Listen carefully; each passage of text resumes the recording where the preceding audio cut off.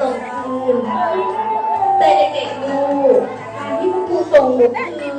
ไม่ได้แปลว่าครูไม่รักหนูแล้วนะคะถ้าวันไหนนะคะที่หนูรู้สึกคิดถึงโรงเรียนคิดถึงคุณครูหนูนะคะจะทำลายนะลูกถ้าหนูมีความสุขไม่จำเป็นต้องมาถึงคุณครูก็ได้แต่ถ้าวันไหนหนูมีความสุข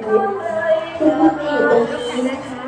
ให้ดูกับเด็กๆนะคะจะยืนรออยู่ตรงนี้เสมอนะคะเมื่อเด็กๆไม่รู้จะหันหน้าไปหาใครนะคะวันนี้นะคะขอให้เราดูในตัวของคุณครูนะคะเติบโตเป็นดาวที่ยิ่งใหญ่นะคะแต่งแสงด้วยตัวเองเด็กๆนะคะโชคเด็กๆทุกท่านลงมือคุณไม่ต้องโชคดีหรอกค่ะเพราะว่าคุณครูมั่นใจว่าคุณครูทุกท่าน